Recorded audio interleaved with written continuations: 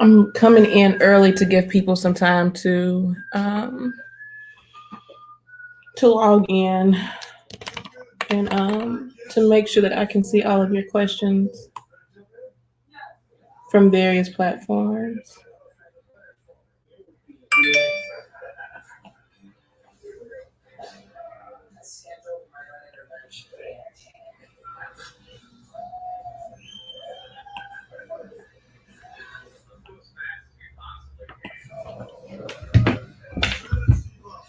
And at the same time, I'm going live on Instagram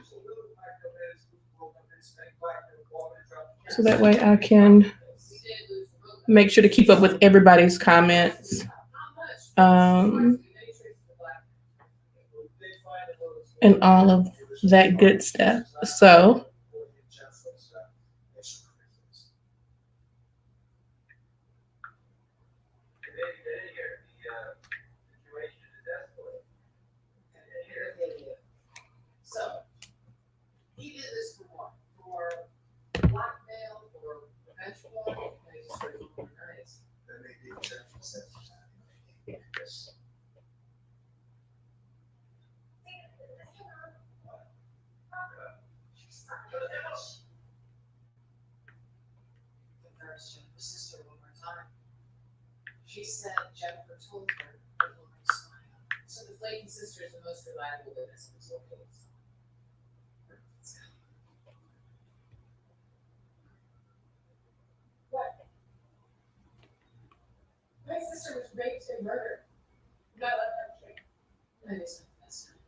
just setting up Instagram now.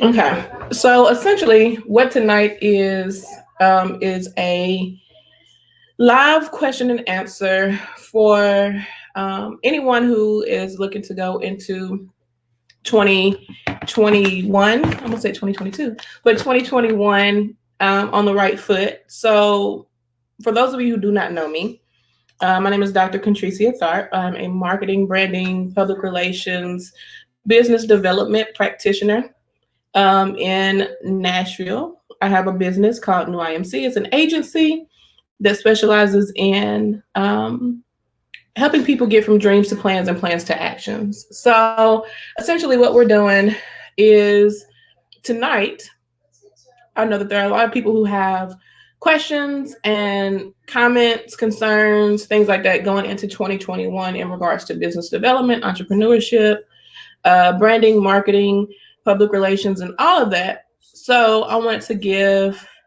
people an opportunity to come on this live and get their questions answered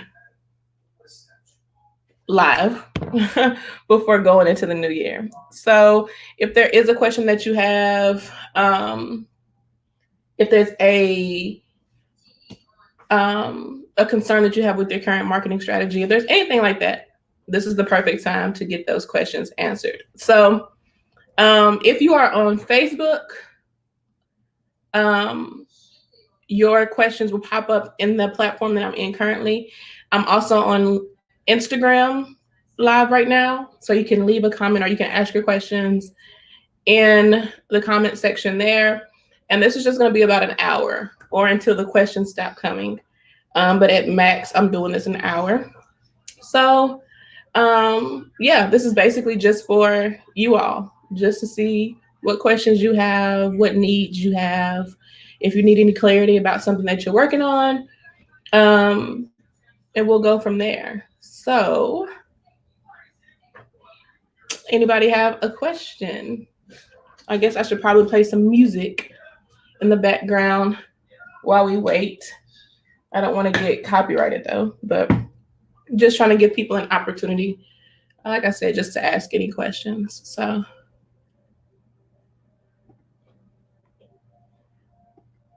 let us see.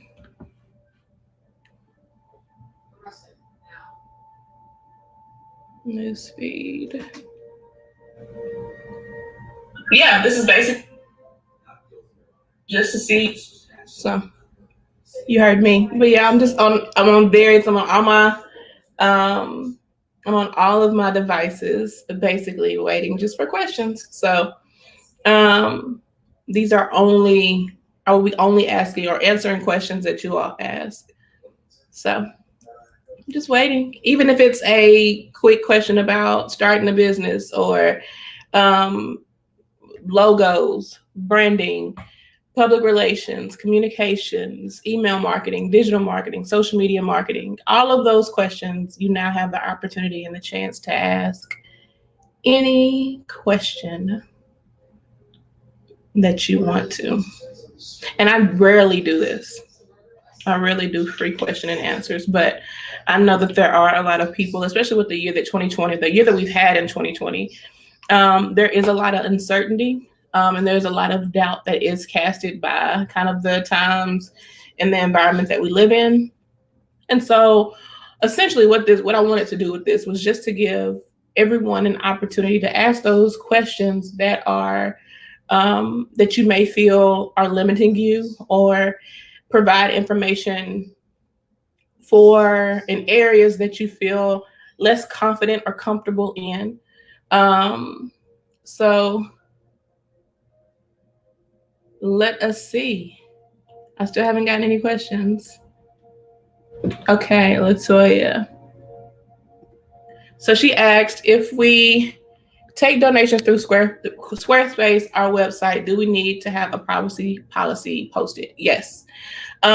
Especially in today's age, a lot of times what you'll see is, regardless of the type of business that you have, if there is some type of exchange, whether it's of information or of monies for donations, or if they're shopping on your site or anything like that, you do want to have a privacy policy, and you also want to have a terms of service.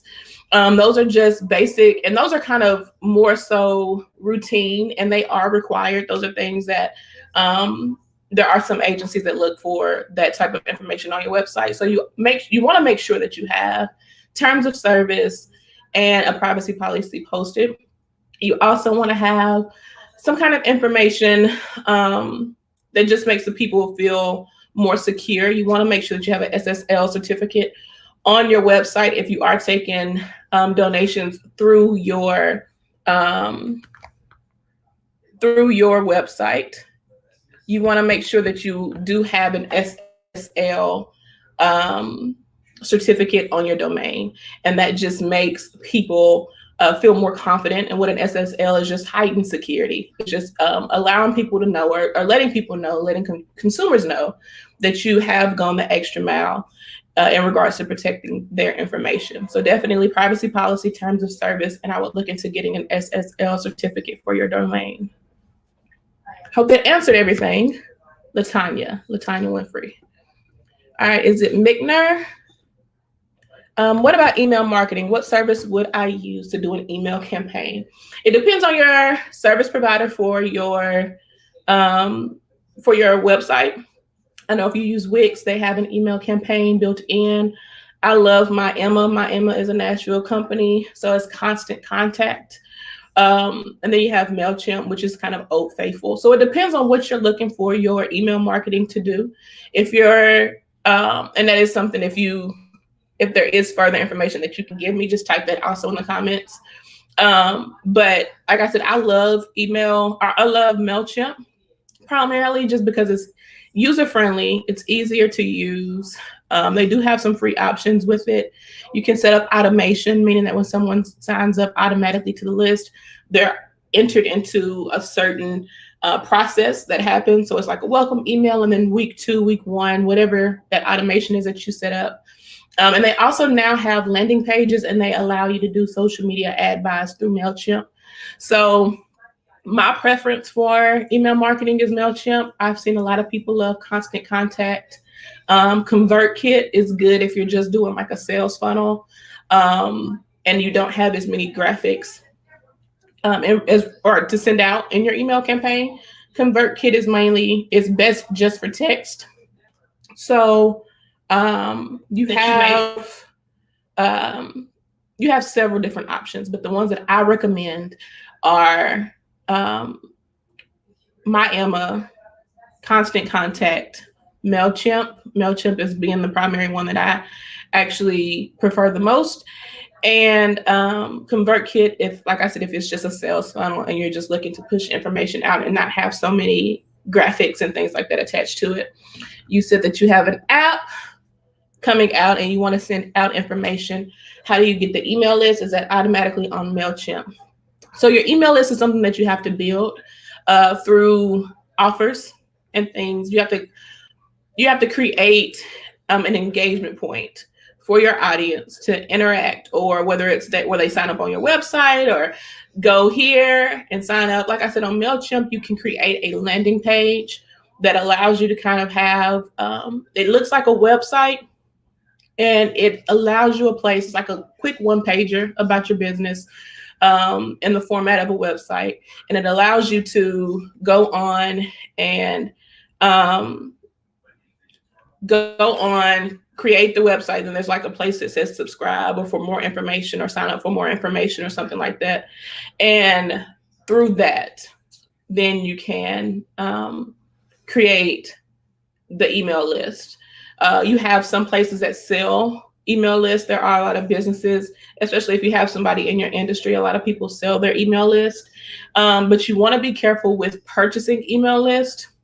One, because the more people that unsubscribe or do not interact with your email, then the service provider that you choose, whether that's MyEmma, Constant Contact, MailChimp, whatever, you get these analytic reports. And what they do is that they, based off of how people interact or engage with your email, then they determine if it's something to continue to push into people's inbox. And so if it is something that people are unsubscribing to more frequently because they're saying, okay, well, I didn't sign up for this list, or if they're not opening it, then your service provider can, and your service provider and the email provider can start to market or mark your email as spam. So it's just about organically building it. So like I said, just create an opportunity of engagement about the app on a website, making sure that you're doing your social media marketing and pushing people to sign up for your email list. And through that, you should be able to see the difference with your email list. I hope that helped. All right, Jimmy, how to increase engagements within the social media, within the Instagram algorithm and move engagements to real dollars. So the first part of that, engagements within the Instagram algorithm.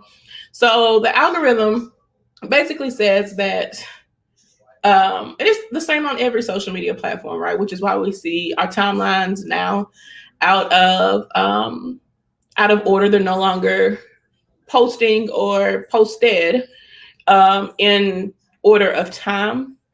What you tend to see is the people that you engage with the most, you see them more frequently.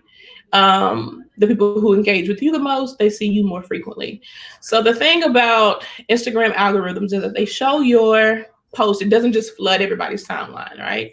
It floods the timeline of 10% of your top following. And then based on their engagement, they kind of slowly get out to the searching pages and other people that follow you and things like that, which is why you'll tend to see you might get a like from someone on a post that you posted 2 days ago. And it can hurt just because if it is something that's happening today, or if it's something that's happening tomorrow and they're not pushing it out for another 2 days, of course you start to see like it really wasn't worth it. Of course they get the information, they see that it's there, you get the engagement, but it was not, they missed the mark. And so what you have to do with social media engagement is they not only look at how people interact with you, but they also look at how you interact with others. And so a lot of people post on social media and then they leave it, right? Like they posted it and it's gone. But you want to start to engage with your hashtags. You want to start to engage by leaving comments. If someone comments on your post, you want to like it. Instagram has this thing about like 3 to 4 words. A lot of people just want to push emojis. Encourage people to leave comments. So if it's, hey, tell me your favorite movie in the comments or whatever, just encouraging people to leave some kind of engagement on your post. That's the best way to beat the Instagram algorithm. don't just post for information, but post for engagement. So you want to, one, post content that people will actually find valuable and feel like it's share worthy, because there's so many different things, right? So you have the like, comment, share, and then you have the save. And that save is like a super share, right? So it's like a super like, meaning that you get kind of like double points almost for that save. So you want to create content and put out information that people will want to bookmark or save for recall later on down the line. And so a lot of people, like I said, they just post the picture, whether it's a picture, and then they don't put any kind of call to action in their caption. There's no call to action, so it's just the content is there.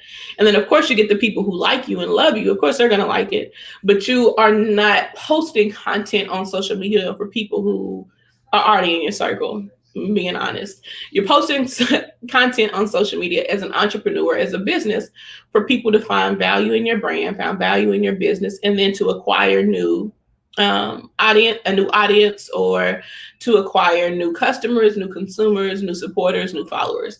And so for those people who do not know you, seeing just an image of you and nothing further, or seeing something that they are not compelled to interact with, only hurts your engagements, because the more you post and the less engaging that they are, then Instagram pushes you to the bottom of the poll. And so the thing is, one, don't post more frequently than you need to. If you are seeing, they have metrics on your Instagram, which is a free report that Instagram gives you to really help you with your social media posting. So pay attention to your metrics, find out where is your audience, what age are they, when are they interacting with their content, how many likes does a certain post get, and then compare your posts. Do they like pictures more? Do they like videos? Do they like text on the images? Do they just like the images by themselves? And so you have to really start to figure out where is your highest engagement, and where is it coming from? Who are they? And then how can you continue to create content like that to keep them interested? For the moving engagements to real dollars, I am producing a course in 2021 called Likes to Leads. And it is from, it's the conversion. So converting from actual, kind of like the sales funnel process and the sales process, converting people from actual likes to leads, and then from leads to dollars. And so it's more, that is something that's more tailored to what is your business? What are you offering? What platform are you using? Are you using the right platform? There's so many things that go into actually converting someone from a potential client to an actual client, and then going along that process. So I would need some more information about the second part of your question, Jimmy, before I can confidently answer that for you. But I hoped that my rambling on the first part was valuable. Okay, Latanya, in the trademark application process, what does the timeline look like after your app has been published in the Gazette and is awaiting the opposition period? It just depends on, is it a trademark that has been, like, is it a popular trademark? Is it a frequently used word? Does someone already have it? Has it been alive and dead? The trademark process can take up to 6 months. And a lot of people expect, of course, you get the email saying, hey, your application is live. You've registered it. You're doing great. Congratulations.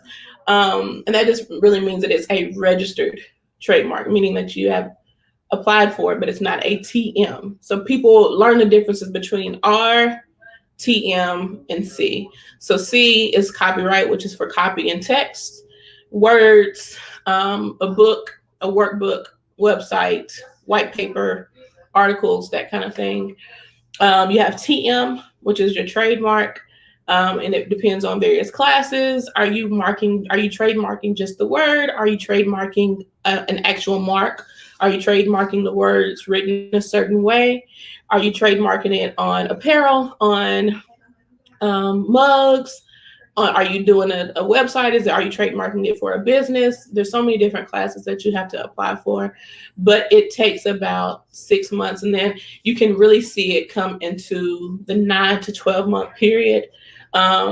Just if someone either opposes or starts kind of like a claim against you in regards to you using the mark, or them feeling like you're using a mark that they already have possession of. So it can last anywhere up to 12 months, but typically it is the 6 month period that you'll start to see it. You can start to use that mark. You just have to be careful. Like I said, if it's something that is already trademarked, if you see a trademark out there for it in the class that you are applying for, there can be a lot of and this is why I tell people on trademark applications, be as specific as possible in your class, so that it's not just because it can be December, right? So like, say I want to trademark December, but somebody has December already trademarked on apparel for blue, right? They have it trademarked on blue apparel. They have December trademarked on blue apparel. I can come in and still trademark December on pink apparel because I've gotten that specific. So you want to make sure that your application is extremely specific when you're turning it into the USPTO, so that it increases your likelihood of getting approved, especially if it is something that has already been trademarked, or it is a popular word or term. But yeah, so you're looking at 6 months, but it can be up to 12 months depending on if it is opposed. If it is rejected, of course, that means you have to apply again. Or if someone decides that your trademark conflicts with theirs. It just all depends. All right, I'm trying to go to all of the platforms to see if I'm getting all of the questions.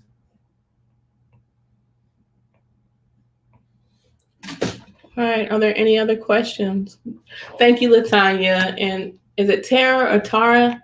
And Jimmy, thank you for asking questions. I really appreciate it.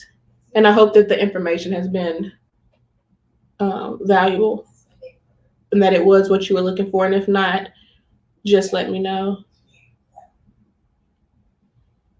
And Jimmy, thank you. All right.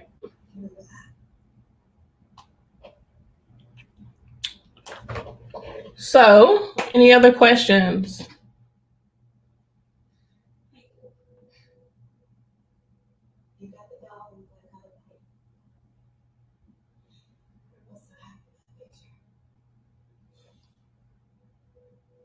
Thank you, Latanya. I appreciate that. I really, really appreciate you. Everybody's like, what is she saying thank you for? She told me congrats, Doc. So I appreciate that. It was I got my degree actually in 2019, in the summer of 2019, but because of COVID, of course, ruins everything. So we were supposed to walk. My university only has one ceremony, so we were supposed to walk in May. And then it got canceled, and then they told us we were going to walk in August, and then it got canceled, and then they said September, and it got canceled. And so I think they just got tired of us asking for our hoods, which is like the final process, the final part of getting your doctorate. So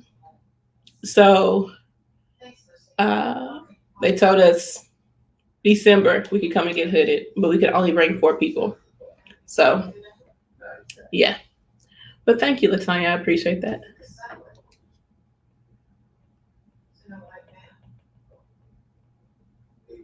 People. All right. Any other questions? If you have a question, just leave it in the comment section. I'll go into all of the pages that I posted it live from to see what what comments I have, just in case they're not populating here.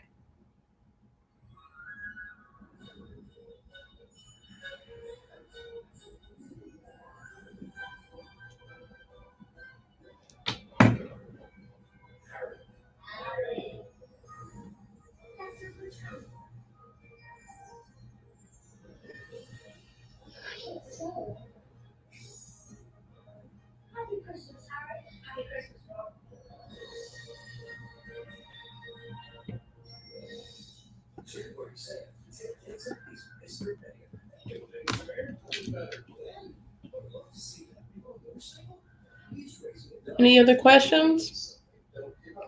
Remember, you can ask anything in regards to marketing, branding, public relations, or business development. And I will do my best to give you the information that you are looking for. And then I'm probably, if I don't have, if it's something that's industry specific or brand specific, then I will ask you to leave more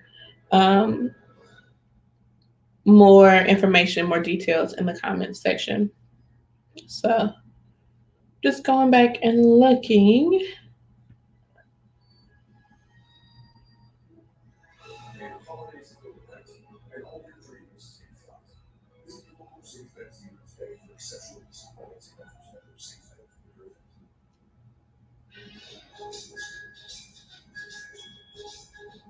All right.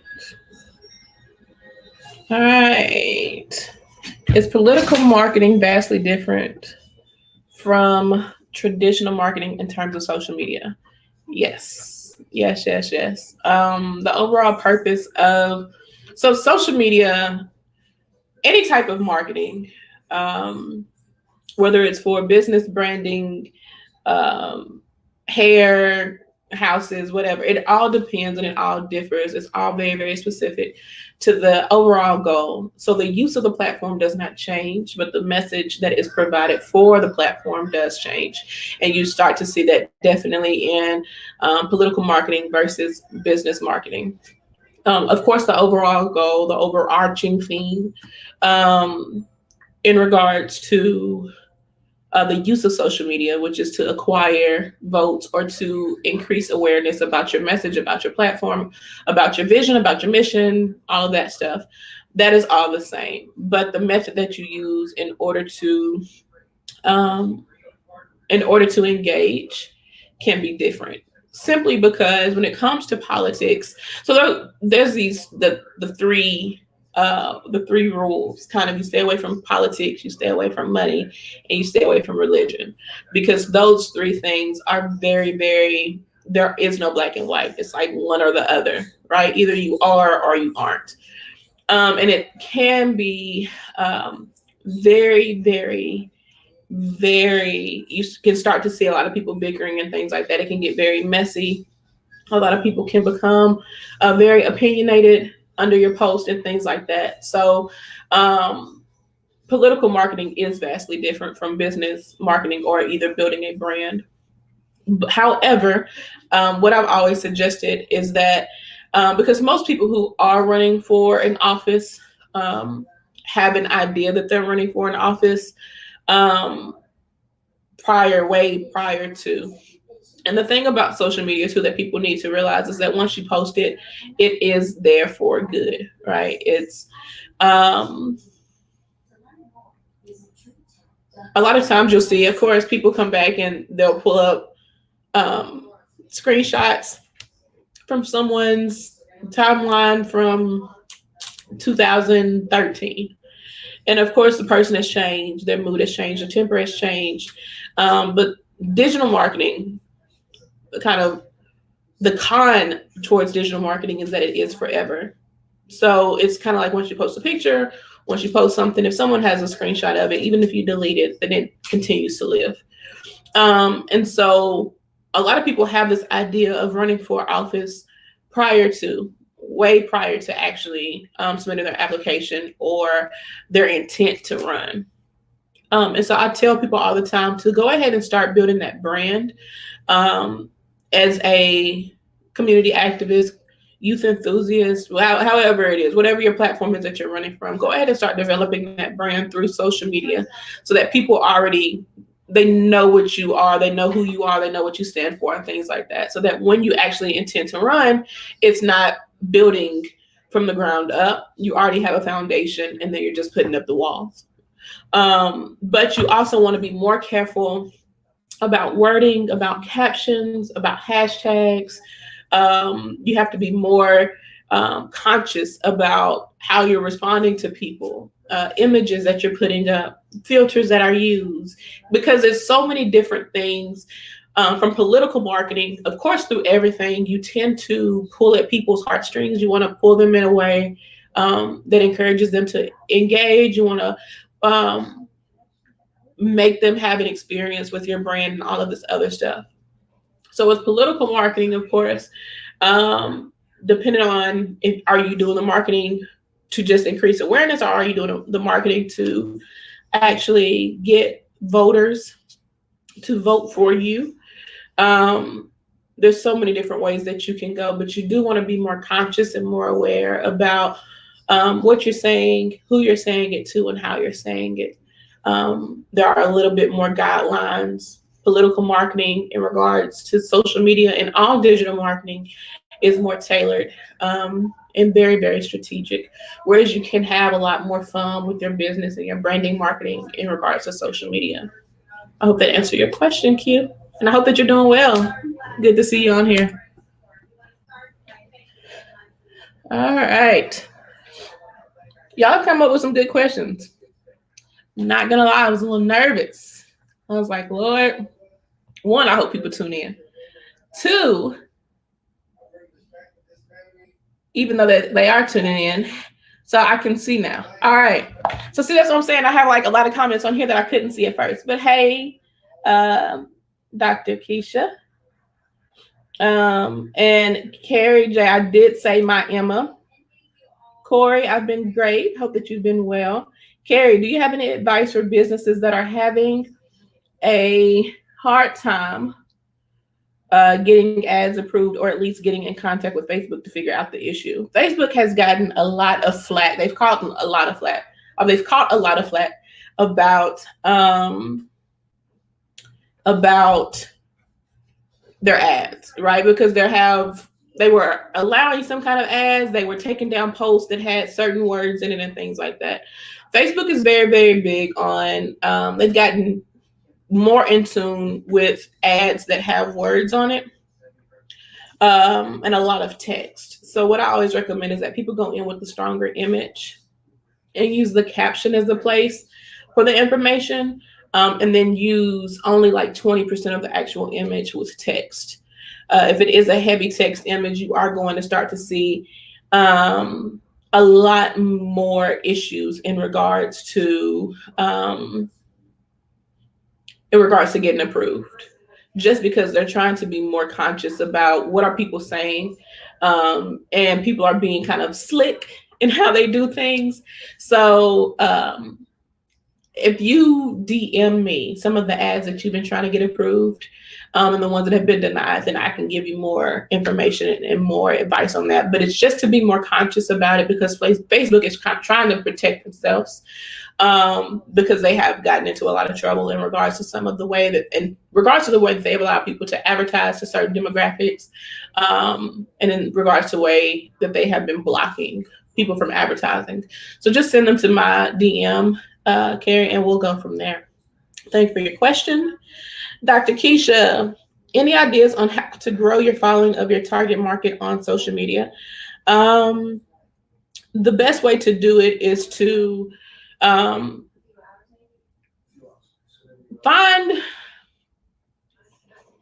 always tell people, it sounds horrible, but you kind of want to stalk. Either one, you can find someone who's doing what you're attempting to do with the demographic that you're attempting to do it with, and study what they're doing.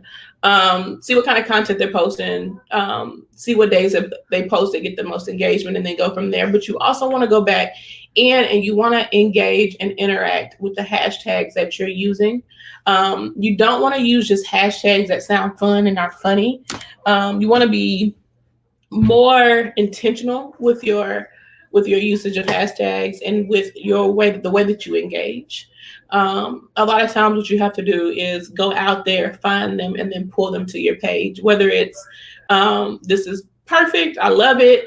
I have something that I think will look good with this, or I have something that if you like, because I know that you just released like the planners. So if you are following if you're looking for people who are struggling with productivity, you want to go in and kind of engage and look for content um, from people who are your target demographic, whether it's pictures of them in college or moms at home planning schools, parents complaining about their kids um, struggling in virtual school or whatever it is. And then you want to provide, so you see their pain point and now you want to provide the solution to that. And so by doing that, you want to go in, and it does take a bit more time, which is why a lot of people have started to lean on social media managers because they are responsible for engagement. And so it is their job then to go out and not just spam people, which you have to find a social media manager who knows the difference, right? You have to find a social media manager who understands that in order to really get people to engage or to come back to your page, they have to engage in a way that doesn't come off as spammy. And so going to their page or going to various pages and just creating a conversation, having a conversation, and then at some point inviting them back to your page for an offering. And having call to actions on your page, and you want to be very intentional about the hashtags that you use. Hashtagify me. There's an app on phones that is called hashtag expert, and it looks like this. It's like a little pink thing. It's this little pink icon right here. It's called hashtag expert. One of the best apps that I have on my phone for social media usage, just because I can go in there and I can search productivity, right? So for you, we would do productivity is the hashtag that I'm searching, and I can just go in and search it. I'm trying to get it to focus. But yeah, I can just go in and search it in the app. And productivity, search. And then they have generate hashtags, but I always like to hand pick hashtags. And on Instagram, you get 30 hashtags, right? And so it has, from my one search of productivity, then it brings up, you can see I just slide across. It brings up all of these hashtags, and I can just go in and add them. And then you can copy them and paste them into your caption, and then go in and interact with those hashtags. You'll find other thought leaders in your industry, people doing the same thing as you, but you will also find people who have the pain point that you're looking to fix and that you're looking to provide a solution for. And that is the best way to start to grow your audience. And then just by giving consistency. So you have to make sure that you are as consistent as possible on all of the platforms and making sure that you're on the right platform. So depending on if you're selling a product, of course, Instagram, Facebook can be very valuable for you as well. But making sure that you're on the right platforms for your audience, and then engaging with other content pieces that one, not only increases your visibility of your content, but it also actually increases your value and your authority in among the audience that you're looking to capture. So I hope that answered your question, Dr. Simmons. And if you're on here, you should definitely follow Dr. Keisha Simmons on Instagram, on Facebook. She's on LinkedIn.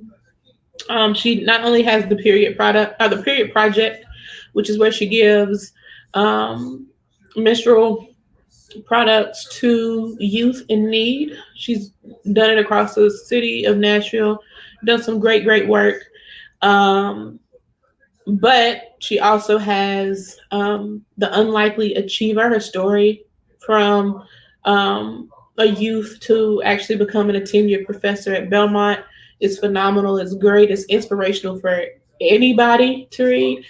And she's also doing the productivity worksheets and things like that on Etsy. So she's selling planners and things that will increase, that she's using to increase success in classrooms. And you can even use them. I've looked at them. You can use them in business, and they will be great. So make sure that you follow Dr. Lakeisha Simmons on social media. Okay, so that's all from here. Told you I'm having to go back and forth. Make sure that we're getting them all in. And then we have this question for new business owners that aren't too great at marketing on social media and using social media markets. Is it a way to outsource someone to help or show owners how? Yes. You have social media. Okay, so let's talk about, let's be transparent. Let me be honest and as transparent as possible. And I hope I'm not hurting anyone's feelings. Okay.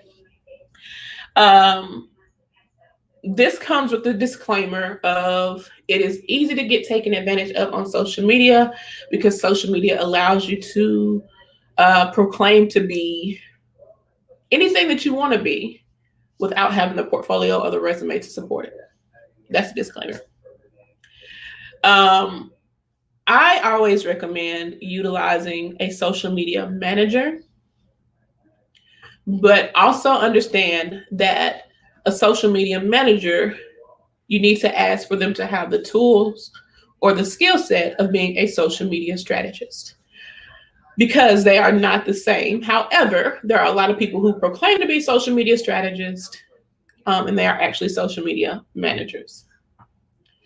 The biggest difference is that a manager is the person that you already have a content strategy. You already have something that you're looking to achieve. You already have the goal in mind. You have a content built, all of that. The manager is just responsible for posting it and then going in and acting as your brand, acting as your business, engaging, going in, pulling people back to your page, all of that good stuff. A certain amount of time, there's a certain frequency that they have set in place from the beginning. So it could be every 3 days, every 5 days, however you want to do it. But you also have a social media strategist, depending on your needs, who is the person who actually comes up with the strategy that's best to get you from point A to point B. This can be the same person, but it also can be two totally different people. There are classes. Starting in January, I will be having classes and courses available as well. Like I just told Jimmy, I'm doing a Likes to Lead course. That early registration for people who are interested in the course, they will be able to register starting on Monday. And then I am going to do a BYOB series again, which is Build Your Own Brand. So we're going to go through social media marketing, business development, things like that. So there are people that you can take courses from, or service providers like social media marketers, social media managers, social media strategists that you can pay to provide that service for you. But it's just go into it with the idea of where it is that you want to end up. Like, what is your purpose of using social media? And that's where a lot of people fall off, is that a lot of people, like, what are you using social media for? What are you on the platform for? Who are you trying to reach? A lot of people will go, and that's kind of one of the first things that they do, right? Like when people start a business, one of the first things that you tend to see them do is buy a logo and then get a social media page on every platform available. They have a profile everywhere. And that's kind of backwards, right? A lot of people have gotten away from a basic business plan. Like, is your business even viable? Is this something that you need? And if it is, then who is your audience? And if that's your audience, then where can they be found? And if that's where they can be found, then why are you on these other social media platforms where they're not present? And so that's another thing that I've been very, very big on talking about recently is present versus presence. A lot of people have a presence on a lot of social media platforms, but a lot of people are not present on each one. And so you want to make sure that you have a presence and you are present on the social media platforms that matter the most. But in order to do that, you need to get with a strategist or a consultant or a coach, which is something that I do offer.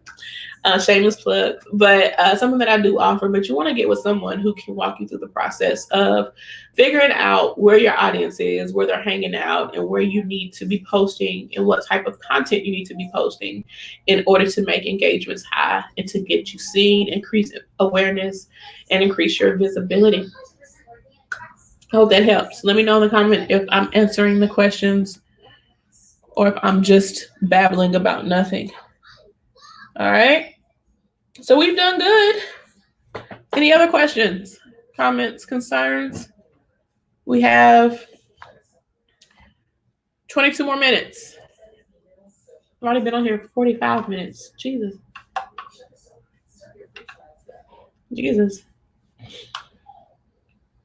All right. Let's see. I keep going back and forth between the comments here and on the screen.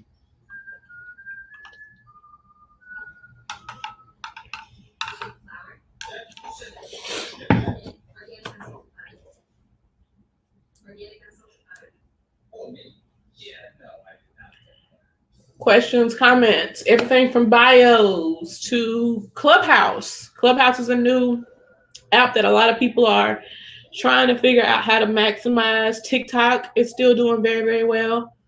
There's a lot of platforms, a lot of options. YouTube advertising, LinkedIn advertising. Do you need a LinkedIn page? There's so many questions.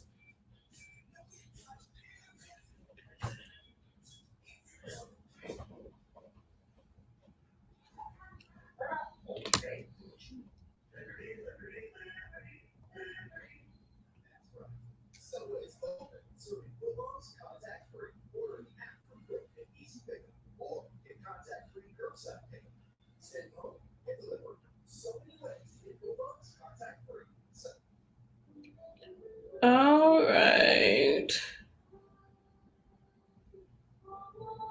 Hey, Dave. Y'all see me keep looking back and forth at the screen. It's crazy. But yeah.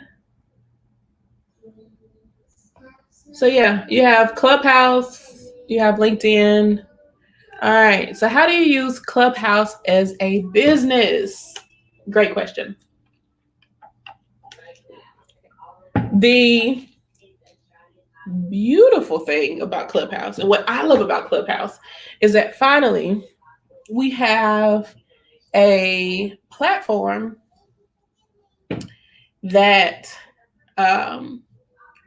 requires actual know-how, actual knowledge in order to be invaluable to whoever is in your room. So Clubhouse is an app that is only available to those with iPhones currently because it's in beta testing just to see how it will be received and things like that. But it's currently only available on iPhones, and you have to have an invitation. You have to get invited to get an account. Clubhouse as a business can be used because what you do is you have rooms and then you have clubs. Okay. So a club you actually have to apply for. You pitch your idea to the developers, to the owners of Clubhouse. Like I just pitched one called Leveraged Strategies because Leveraged is the name of my book that's coming out in 2021. So I'm building a whole series around that. So Leveraged Strategies is is the club that I proposed. And then you have to have like a frequency. So every Thursday we'll meet at 7:00 and we'll discuss a new topic, right? So that's what they asked for the club. However, you can have a room, and in that room, just as a regular member, you don't have to have a club to do this. In your room, you can add co-host. And what I suggest doing is creating rooms. Like I have a room tomorrow night called In This One Time at Brand Camp. And we'll be talking about brand storytelling and its importance for 2021. And so as an entrepreneur, you can kind of create rooms that provides information about particular pain points that people in your demographic have, and then you provide the solution, you provide the information. And so, of course, it's just like every other social media platform where you will start to see people, people get, or they can follow you, people can ping you into a room, you get notifications about rooms that's just starting from people that you follow and things like that. You can reserve or you can schedule a room ahead of time and allow people to, um, you kind of share the link and things like that. People can see the upcoming events, you're listed in their upcoming events, and they can follow or fall into your room. You invite people to the stage to speak. Inviting people to the stage to speak can be people who are asking questions because there is no chat room. So in Clubhouse, it is all verbal, right? So it's an auditory social media app, meaning that everything is talked out all the time. So you want to create rooms on Clubhouse that pertain to your business, but also allow you to create one, value. Two, you can provide the solution to a problem that a lot of people have. And three, it allows you to build authority, your authority in a field, in an industry, in a particular knowledge subset. So there are a lot of ways to use Clubhouse as a business, but just start by finding. I just saw a friend of mine named Cookie. She's doing one on healing because she does like the life coaching and things like that. And so she's doing one on what is healing. And of course, that allows for conversation. It opens the door for conversation between people who are in the room. But it also allows a lot of conversation about people who are looking to define healing or looking to get more information on healing. And it pushes them back to her business because then they see that she's the person who started the room. They go to her profile, they see all of her information in her bio. It allows you to list other social media platforms for people to go and follow you there. So it's a great way to increase your awareness, but then also increase your engagement in your follows based off of that engagement, based off of that information, and based off your awareness. It's a great tool. And that was from Carrie. I'll show the question really quick. And then we have, is StreamYard a valuable resource? I say yes. I'm on StreamYard right now. And I pay for the plan that allows me to broadcast to 5. So right now I'm broadcasting to 3 of my Facebook pages, my personal Facebook page, 2 of my business Facebook pages, my LinkedIn profile, and then I'm live on YouTube. So it's worth the investment for me. Just because to go live on Facebook, then I would have to download the video and then go and share it everywhere else. But right now, people, depending on where they follow or engage with me with, they're able to follow me there. The only thing I don't like about it is that there is no LinkedIn broadcast, but you can't have everything. All right. Going back and forth again.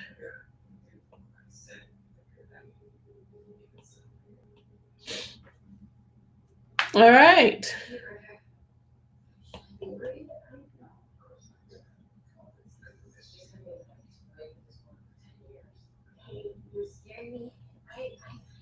Any other questions, or is this it?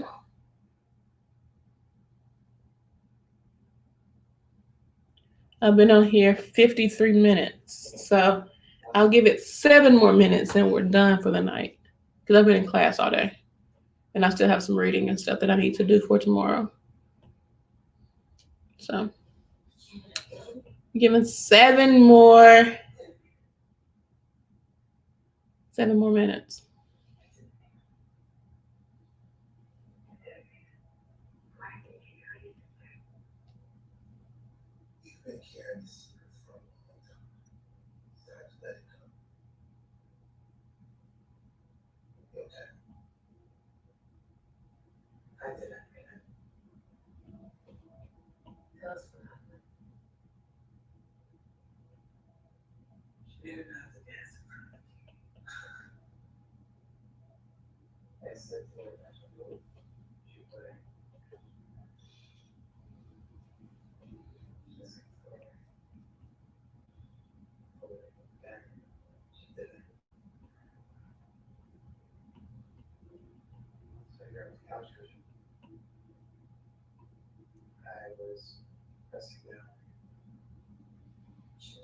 Just going back and forth.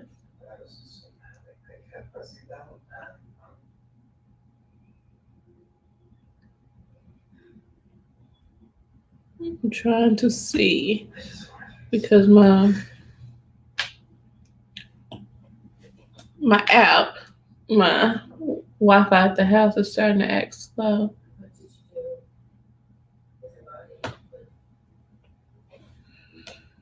Okay. Let's see.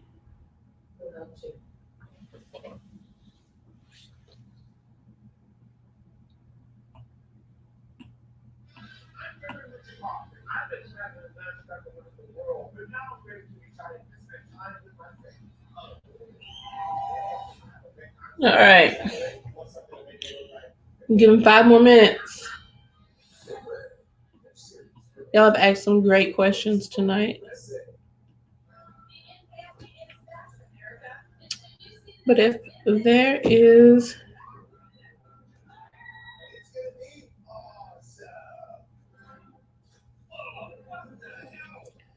those interested in e-commerce and subscription boxes is their platform that is best to use to market them. It depends what is the subscription box or what are you selling and who are you selling it to. Of course, there is there's a platform that works best for particular audiences and particular things. So if your subscription box is for thought leaders and professionals, LinkedIn might be your best platform.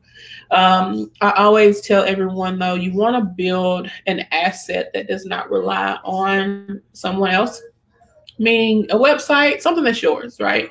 So like if Twitter or Instagram faded away and was gone today, then what would you do? What would you drive people to? And so you always want to make sure to simultaneously and at the same time, just basically at the same time, build a digital asset, your website, that is as informative, as engaging, as share worthy as your social media platforms. So your best thing, I mean, I would just need to know kind of what are you looking to sell? What are you looking to offer? Who are you looking to engage with? And that kind of thing. But there is definitely a platform that's best to market them. With e-commerce, is typically what you're wanting to do is spread information about your products and what you're selling.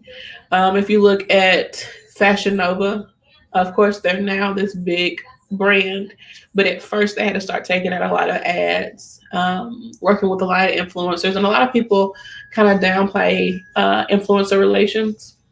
But finding an influencer who is relevant among your demographic, and it doesn't have to be a large scale influencer. You can get a micro influencer. You can get somebody who's just starting out. But finding that type of influencer or those type of relationships that will allow you to kind of lean on them and lean on their influence to push you.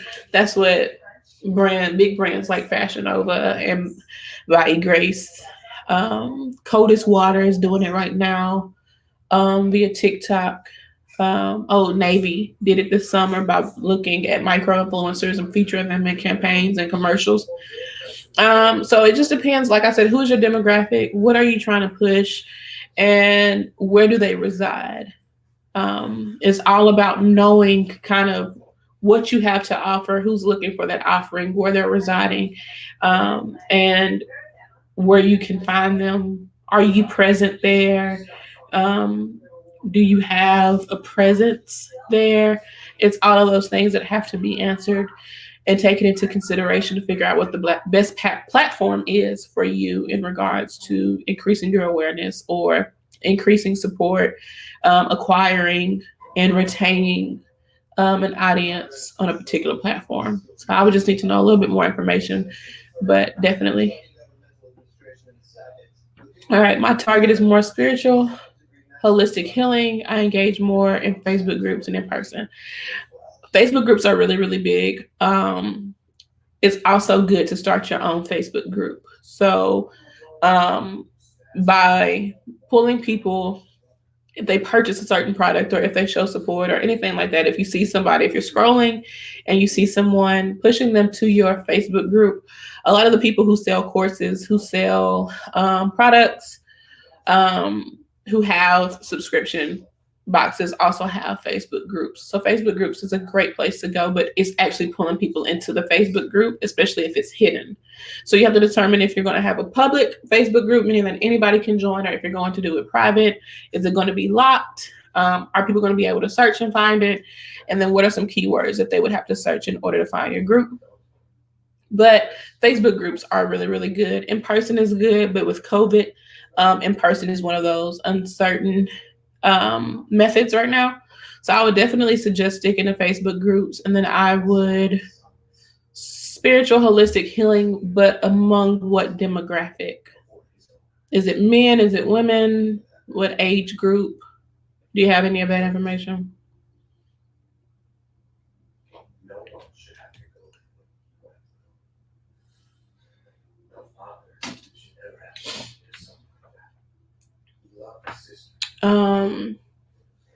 But yeah, so if you give me that information,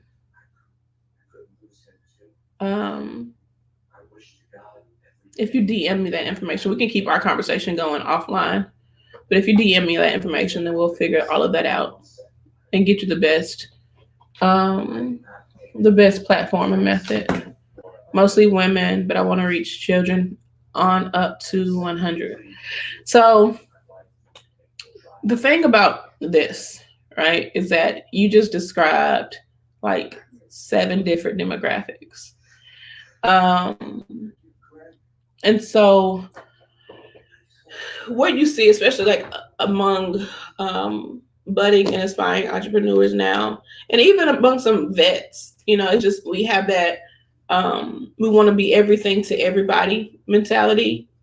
And the only thing, can you do this? Yes. But you have to have a strategy for a particular subset, especially as a startup, right? Because you just described children, you said on up to 100. So you have 16 to 18, 18 to 24, 24 to 34. And it's not even really 24 to 34 anymore. It's really like 24 to 29, 29 to 34, 34 to 44, 45 to 54, 55 to 65, and they say 65 plus. But even 65 plus can be broken down into more demographics. And so you have to be careful, because each of those demographics require a different way to engage, because how you market to someone who's 16 to 18 is not how you would market to even me. And I'm 35, and it's definitely not how you would market to someone who is 55 like my mom. So you have to really, really have an idea of who is it that you want to acquire first, because in trying to be everything to everyone, you'll be nothing to everybody, right?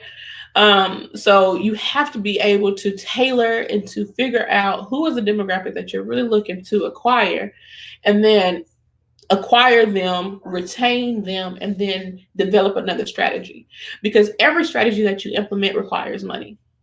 Right? It's easy it's easier to start a business now than it was 15 years ago. That's the truth. However, there was more strategy and thought put into being a business owner 15 years ago than it is now. Because right now, entrepreneurship has an ease of sorts that goes with it. Everybody just assumes that it's this easy thing to do, and it's not. And while it is a lot less costly now to be an entrepreneur and to start a business, that is where a lot of small businesses fail, is that they don't take into account the capital and things like that they'll have to have in order to implement strategies. Because regardless, that's why Facebook and Instagram and Twitter and LinkedIn, that's why they started these algorithms, not because they just wanted to make everybody kind of be frustrated, but because they realized that for the first time, marketing was free. And so how do we make money off of marketing? While, of course, it is easier to take a $5 ad out now than it was to take a $50,000 magazine ad out 20 years ago, people aren't even willing to do that. So we have to figure out kind of, you have a very, very wide and broad demographic there. So we have to figure out a way to tailor that down and get more descriptive with your demographics and the demographic that you want to acquire first, because going after all of those demographics can be costly. And then you also water down your message, right? So the more spread out your message is, the more likely it is to be thin. A lot of people say, well, Nike markets to everybody. No, Nike doesn't market to everybody. Everybody just loves Nike because they're appeal to them or they like something that they've done. But Nike doesn't market to everybody. Google doesn't market to everybody. Facebook doesn't market to everybody. Like there's a rhyme and a reason behind their advertisement. There's a rhyme and a reason behind their strategy. There's a rhyme and a reason behind their tactics. But it is not a one size fits all. Let's just put it out. Tide, of course, a lot of people buy Tide, but Tide doesn't market to everybody. Tide markets to mothers with children who get dirty. Period. That's where they put their advertising dollars. You do not see a Tide advertisement on ESPN at all. Not at all. You don't see, like, that's not what you do. You don't see it there. Because the people who are purchasing Tide, even though I watch ESPN and I purchase Tide, but the primary market who purchases Tide for the purposes that they are using it for, they do not watch ESPN. They watch daytime TV. They watch Grey's Anatomy, things like that. So it's not that you can't reach this audience, but it's that you have to be more mindful about the first audience that you want to reach. And that's it. I hope that was helpful. I hope so. But it's been an hour and 6 minutes. It is now 7:00 on the dot. I said I was going to get off at 7:00. So I'm done. Make sure that you follow me on all social media platforms at Contricia. You see the name? I have to get used to the thing. Oh, here, Contricia. If you type that in on any platform, I'll pop up, just because it's not a very good name. But follow me on all platforms at Contricia Tanye. That's TANYAE. I'm on Clubhouse, I'm on Twitter, I'm on LinkedIn, I'm on Facebook, and I'm on Instagram. Okay? So make sure that you connect with me on the social media platform that you are on. And I hope that you all enjoyed it. This is the first. My business coach is on here. So I hope that he's proud of me too, because he knows that I hate video. But I'm so glad that you all found this informative and that this was helpful for you all. Like I said, connect with me on the social media platforms.